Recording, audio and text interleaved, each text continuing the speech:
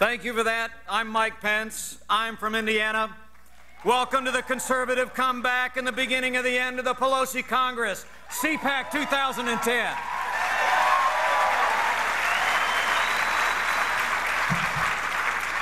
Thank you, David McIntosh, for that grossly over-the-top introduction. It is much appreciated. Thank you to the board, to Jed Babin and the rest. I got to be honest with you, though, you know, they say behind every great man is a woman rolling her eyes. And my wife, Karen Pence, is sitting right there. 25 years this June. Give her a round of applause, will you, please?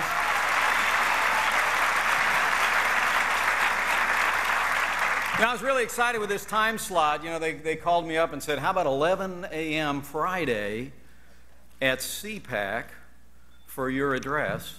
And I said, man, that is great timing. You know, in politics, really timing is everything. And I was driving down the road yesterday, and I heard the news that Tiger Woods would be addressing the nation at 11 a.m. Friday. Oh, perfect. But you know, there is hope. Somebody beyond you good people in this room might see this speech. I mean, I got a Facebook page. And YouTube springs eternal. What a difference a year makes. Last year at this podium, I said that despite our defeats in 2006 and 2008, I believed we were on the brink of a great American awakening. But I had no idea. I mean, a year ago, most conservatives were still sure of our principles, but we were pretty uncertain about the future. I mean, a year ago, it seemed like there was only a remnant of people in this country unbowed by the glamour and the appeal of the new American left. At CPAC 2009, we met under a seemingly unconquerable juggernaut of one-party liberal government in Washington, D.C. I mean, Barack Obama had a 120% approval rating, according to MSNBC.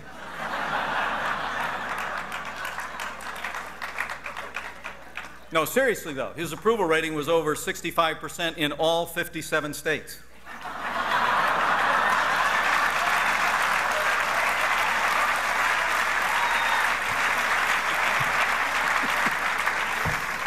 Unprecedented Democrat majorities in both houses, and unchallenged liberal dominance in the media, our courts, our public schools, our universities. It's extraordinary. It was a force that seemed indomitable to everybody that didn't know you. Now look at you. Look at what you've done. You proved Thomas Jefferson right. The people are the ultimate guardians of their own liberty.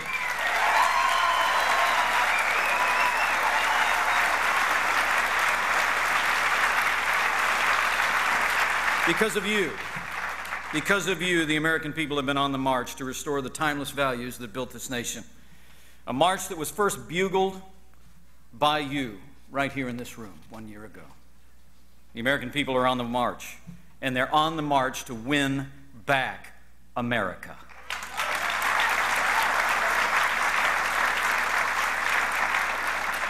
And they took that march of freedom to historic elections in Virginia, in New Jersey, and in the state formerly known as Taxachusetts. We have a Republican member of the United States Senate because of you.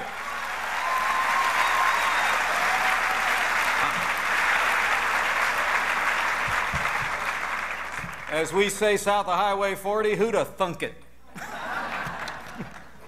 Facing overwhelming opposition, you stood firm, and you inspired a nation. Because of you, the question of American renewal is no longer if, it's when. And your enthusiasm for freedom and limited government has been contagious.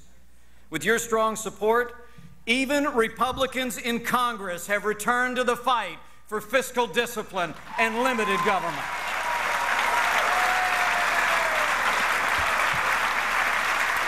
I mean, really.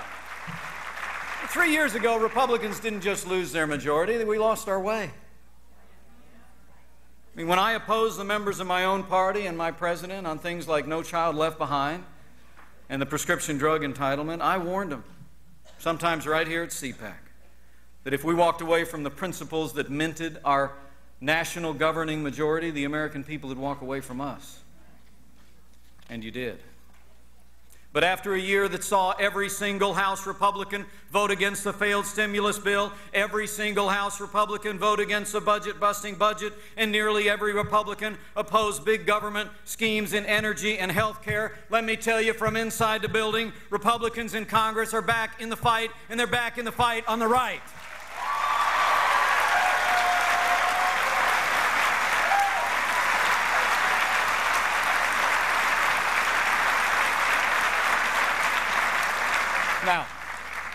Now, some people around here like to call us the party of no.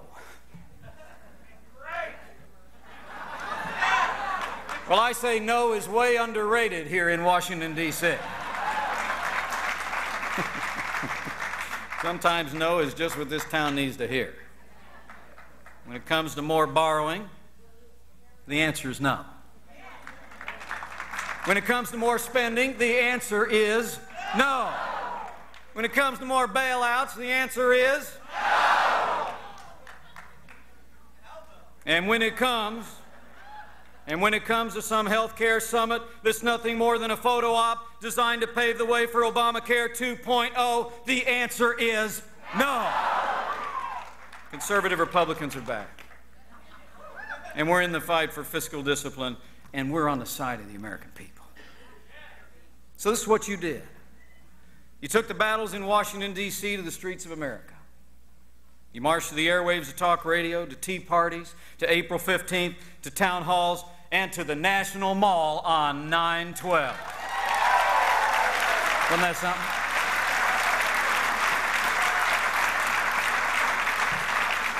Karen and I will never forget that day. I parked the car on the other side of the Capitol. It's a Saturday morning. I figured there'd be 10, 20,000 people out there. We come walking out the west side of the Capitol building, and my knees locked. Karen reached over and gave me one of those, honey, it's going to be okay, touches on the elbow things. I mean, it was just amazing. The throng of Americans that I saw spanning across the nation's mall. Now, I know the New York Times said there were a few thousand people gathered there that day. And Fox News Channel said there were 1 billion.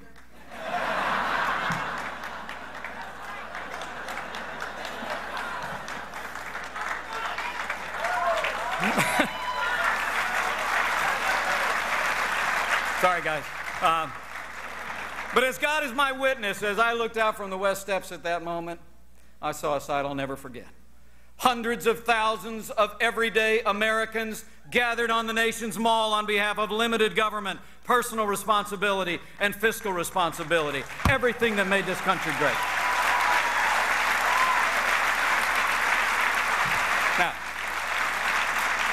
Now Nancy Pelosi had a different view. Nancy Pelosi thought those people were un-American. Thought they were AstroTurf. But when I looked out at that amazing throng, I got to tell you, those people looked like the cavalry to me.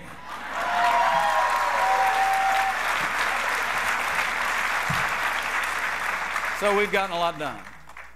There's a lot more to do. Men and women, let me tell you, it's only halftime in the locker room.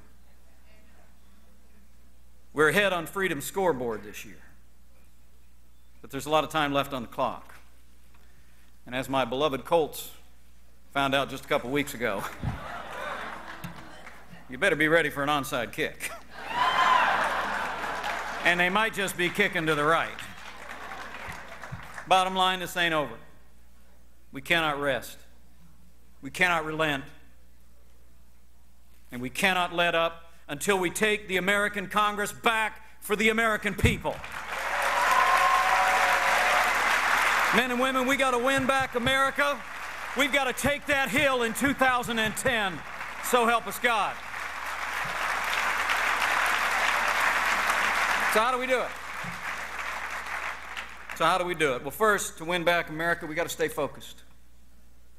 Got to stay focused. Distraction is the enemy of our success. You know, politics and the airwaves are always filled up with speculation. Who's up? Who's down? Who's next? Who's perfect? Who's not? Friends, we got to resist the temptation to look past the next election. Haley Barber said to me about a year ago, anybody that's not focused on the midterm elections don't have their eye on the ball. And Haley was right. Or to borrow another line from a regular speaker at CPAC a few years back, we need to remind our neighbors and friends every single day that a recession is when your neighbor loses his job. A depression is when you lose your job. And a recovery is when Nancy Pelosi loses her job.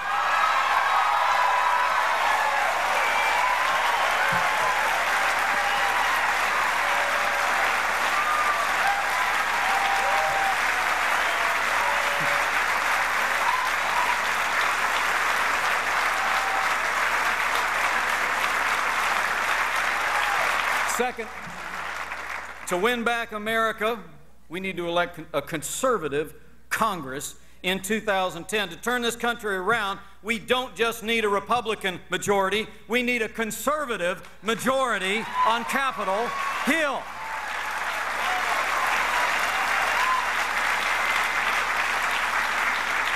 We need men and women committed to fight for a strong defense, for limited government, and for traditional moral values without apology. You know, I've said for years, I'm a conservative, but I'm not in a bad mood about it. We need you to go out there and find more happy warriors and back them all the way. Cheerful conservatives who will take our message to every community, every neighborhood, and every American, regardless of race or creed or color. And lastly, to win back America, we've got to offer solutions grounded in the timeless principles of the American founding. There's nothing that ails this country that couldn't be fixed by paying more careful attention to the principles enshrined in the Declaration of Independence and the Constitution of the United States of America.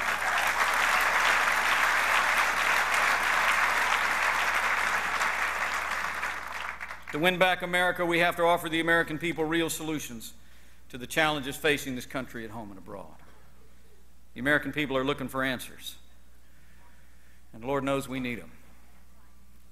Despite the political gains of the last year, men and women, America is changing, and she is not changing for the better. A nation conceived in liberty has come of age in bondage to big government. We've lost respect in the world, we're going broke, and our social and cultural fabric is unraveling. During similar times, Margaret Thatcher told her Conservative Party in 1976 these words. She said, "Britain is on its knees. By those old enough to remember the sacrifices of the war, and by the young born since the war, we have seen too much national failure. Hope has withered. Faith has gone sour. And for we who remain, it is close to midnight." America's not yet on its knees, but it is bowed by years of fiscal recklessness, debt, and cultural decline. You know, I'm told that officials in this administration will actually admit in private that they see their job as, quote, managing American decline. But let me say from my heart, the job of the American president is not to manage American decline. The job of the American president is to reverse it.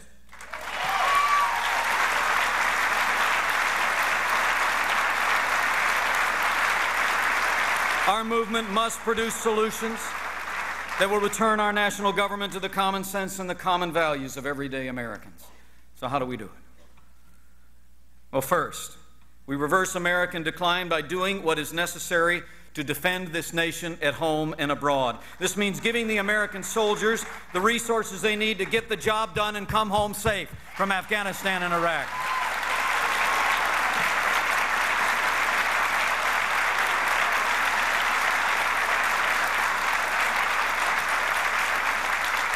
It means giving our intelligence communities the tools to fight the war in terror like a war.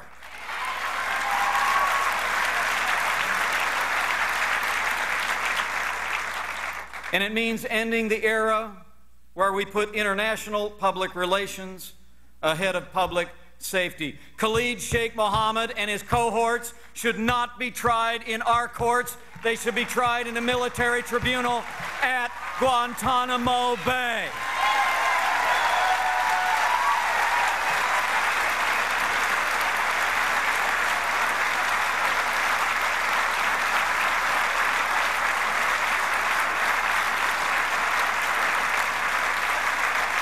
And it means being prepared to confront rogue regimes like North Korea and Iran. Let the world know this, if nothing else. America stands with Israel.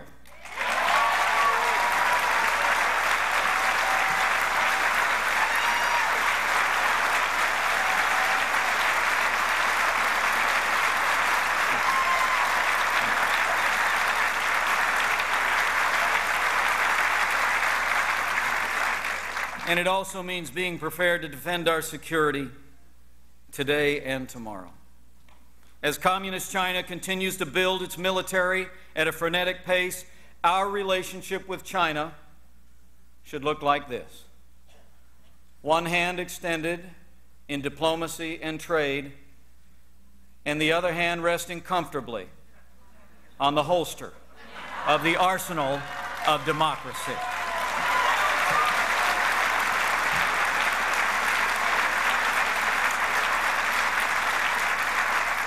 And closer to home, we reverse American decline by getting back some good old common sense. The American people know we can't borrow and spend and bail our way back to a growing country. They know that deficits and debt threaten our prosperity and our posterity. They know we can't bail out every failing business in America, and they know the freedom to succeed must include the freedom to fail.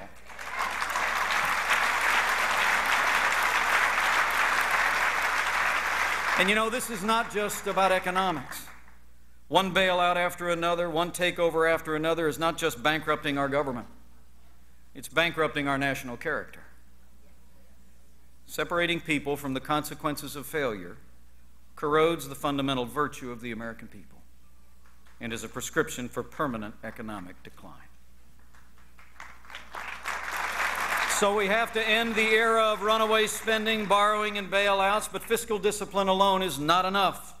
We need to renew the incentive in America to create, to build, to achieve, and excel, permitting people to enjoy the fruits of their labor, built our cities, conquered our frontiers, and is what made America the most powerful economy in the history of the world. We must return incentive to the American people. But you know, that's not the president's approach. I was with him in Baltimore the other day. I had to ask him twice if he'd support across-the-board tax cuts, the way John F. Kennedy did, the way Ronald Reagan did. And I think the president pretty much said that he'd support across-the-board tax cuts, as long as they weren't across the board. I mean, this whole thing about not wanting to do tax cuts for the rich, it's a phobia on that side of the aisle. Kind of reminds me of a time a pipe fitter came up to Ronald Reagan when he was running for president. He'd been being criticized for the very same thing. This pipe fitter apparently walked up holding his hat in his hand. He said, "Governor Reagan," he said, "I heard you're being criticized for those tax cuts for the rich, but I want you to go ahead and pass those tax cuts for the rich because I ain't never been hired by a poor man."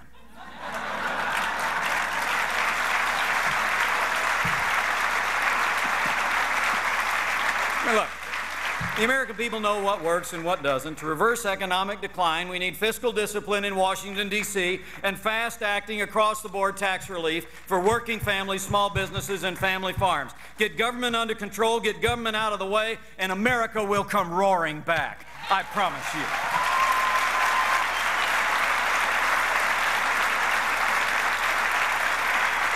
And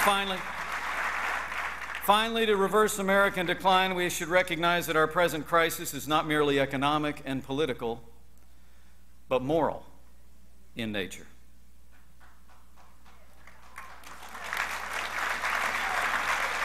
We must win back America for the fundamental traditional values of the American people, the sanctity of life and the sanctity of marriage.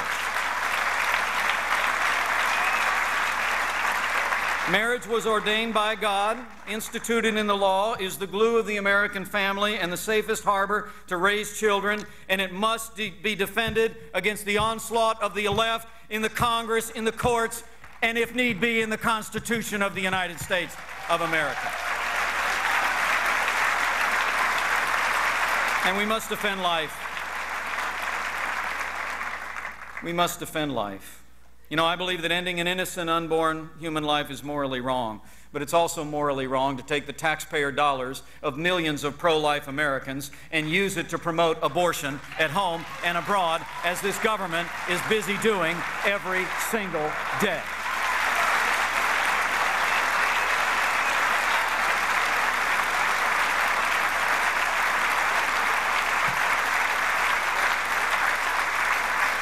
We need to restore the historic restrictions on foreign aid in Mexico City. We need to end all federal funding for destructive embryonic research. And the largest abortion provider in America should not be the largest recipient of federal funding under Title X. The time has come to deny any and all federal funding to Planned Parenthood of America.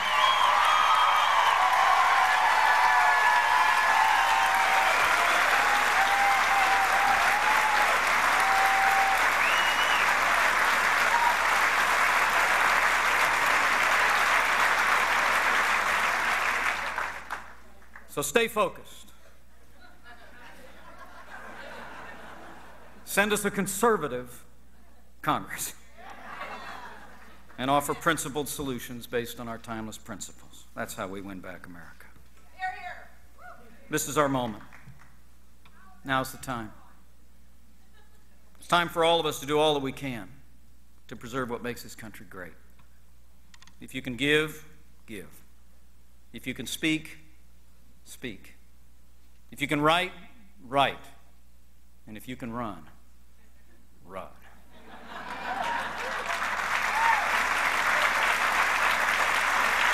But do all you can. Now is the moment. And as you take to the field in the next 9 months to do freedom's work, know this: you will not fight alone. Engraved on the Liberty Bell are words of admonition from an ancient text. It reads, "Proclaim liberty throughout all the land and unto all the inhabitants thereof." That old book also says, "Where the Spirit of the Lord is, there is liberty." Winston Churchill said before Congress in 1941, words that speak to our time and to this moment in your life. He said, and I quote, "He must indeed have a blind soul who cannot see that some great purpose and design is being worked out here below, of which we have the honor to be faithful servants." Men and women of CPAC 2010, there is a great purpose. You are the faithful servants, and His purpose is freedom.